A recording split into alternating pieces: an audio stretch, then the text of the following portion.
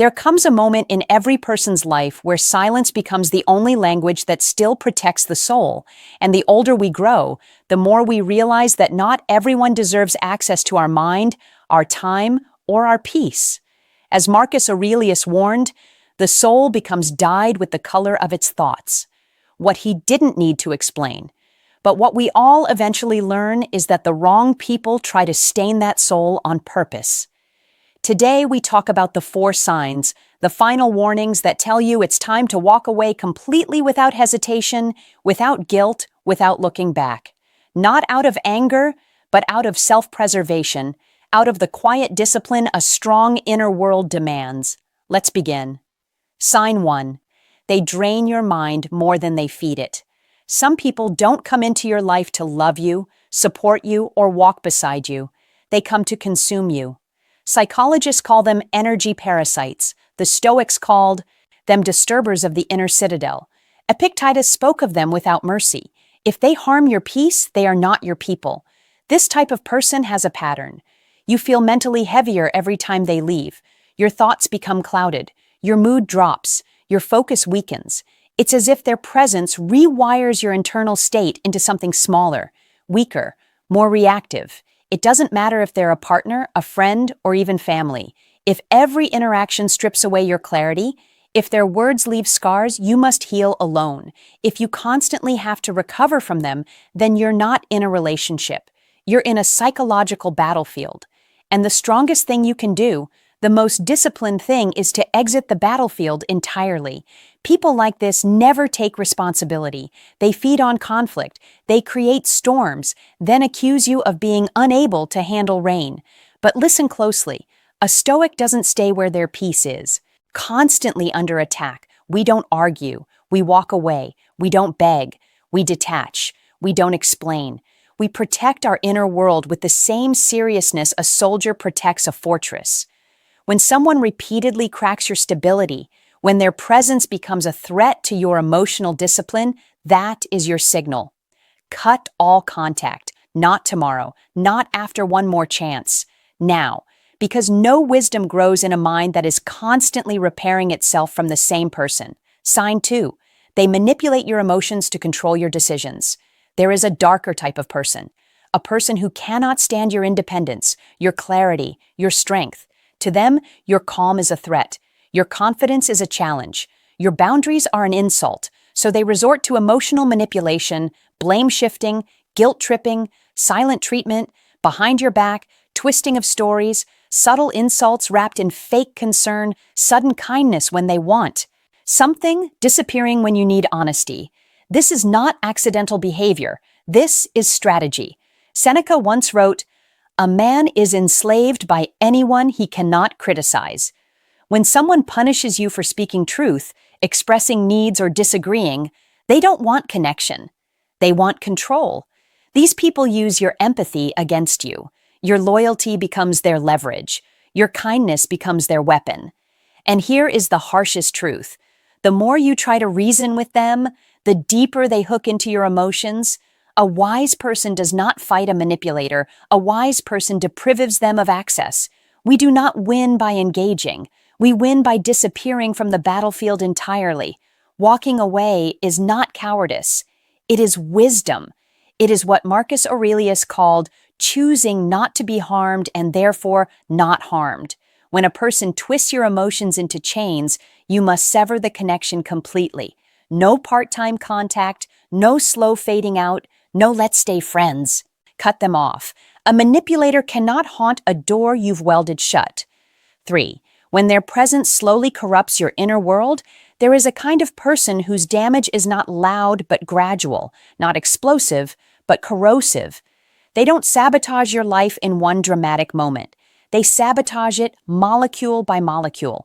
And the worst part is that we often don't notice the decay until we feel our inner world collapsing under its own weight. This is the kind of person Marcus Aurelius warned us about when he wrote, "The soul becomes dyed with the color of its thoughts." Because if someone constantly introduces chaos into your thoughts, then little by little they dye your soul in the color of their dysfunction. This is the moment we must cut contact, not out of hatred, not out of revenge, but out of preservation. Stoic researcher Donald Robertson writes that one of the greatest forms of self-control is the ability to guard the impressions we allow into our mind, meaning the people we allow into our lives are not neutral. They are either strengthening our moral character or eroding it. And the most dangerous person is not the one who insults you openly. It's the one who subtly rewires your inner compass. It begins quietly. One day you speak less freely because you fear their reaction. Another day you suppress your joy because they mock what makes you shine.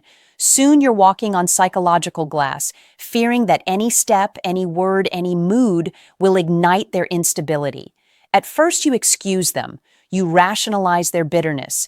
You tell yourself they're going through something that you're being understanding that it's not that bad. But inside your spirit, your clarity, your ability to stay balanced begins to fracture. Epictetus once warned, "If you are not careful, you will become the companion of a wolf."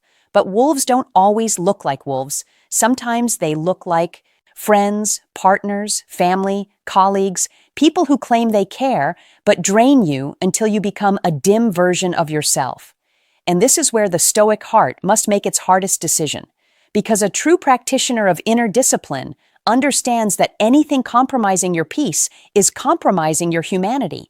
And the most destructive relationships aren't the explosive ones, the fights, the arguments, the dramatic endings. No, the most destructive relationships are the ones that slowly change who we are. When someone makes you ashamed of your sensitivity, when someone makes you doubt your own judgment, when someone makes you feel inferior, unworthy, unimportant, when someone turns your inner calm into a battlefield, that is not a person you can grow around. And growth is the mission. A philosopher once said, "We fall to the level of our surroundings, not rise, fall." Because decline always slides faster than discipline rises. And people who corrode your inner world make you fall, not all at once, but piece by piece. Your patience, your confidence, your joy, your clarity, your purpose. So cutting contact is not abandonment. It is alignment. It is protecting the integrity of your inner kingdom. Seneca reminds us, a great mind becomes invincible when it withdraws into itself, meaning when we have the courage to walk alone rather than kneel for connection that costs us our soul, we become unshakable. We often fear losing people, but the deeper fear, the one we rarely admit, is losing ourselves while trying to keep them. And so this is the lesson. When their presence pollutes your peace more than their absence would, when your inner world trembles every time they enter it, when staying with them means betraying yourself, that's the moment, that's the sign. That's when a Stoic heart knows cutting contact is not cruelty. Cutting contact is a higher form of love. Love for the person you're trying to become. In the end, we protect our peace, not by isolating ourselves from humanity, but by refusing to let someone else's darkness shape our identity, because we only get one inner world and we must guard it like something sacred. 4.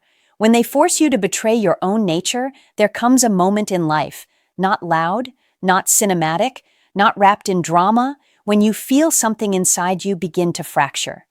It's not caused by chaos outside, but by a deeper, more painful conflict, the slow realization that someone in your life is forcing you to abandon the person you are meant to be.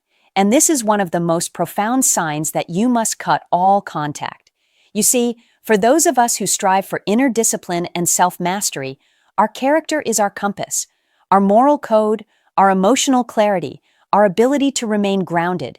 These are not decorations. They are our armor and our identity. But some people make it impossible to uphold that identity, not because they attack us directly, but because they subtly pressure us to betray ourselves.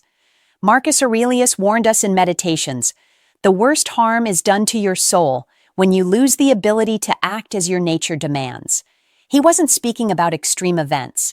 He was speaking about quiet, everyday corruption, the kind that comes from people who slowly reshape your behavior through guilt, manipulation, or emotional distortion. These are the people whose presence demands that we become someone smaller, someone quieter, someone angrier, someone more defensive, someone we no longer recognize. And the tragedy is that this transformation is so gradual that we often don't notice it until the damage is already done. Stoic scholar William Irvine once wrote that, to live a tranquil life, you must protect the architecture of your mind. But some individuals, without intention, without awareness, sometimes without malice, begin to dismantle that architecture brick by brick. Their expectations crush your authenticity. Their judgment poisons your joy. Their chaos forces you into roles you never wanted to play. Their instability makes you reactive instead of intentional. And over time, you become a version of yourself that is unsteady, defensive, frustrated, or even numb. This is the internal alarm a Stoic never ignores, because a true practitioner of self-mastery understands that the most important battlefield is the one inside. When someone's influence forces you to act against your principles, when their presence pulls you away from your deepest values, your soul begins to experience a kind of moral suffocation. Epictetus said, "When you give up your integrity, what do you have left to defend?" And that is the core. That is the moment of truth, because every relationship, every connection, every bond in our lives has one hidden question woven into it. Who must I become in order to stay connected to you?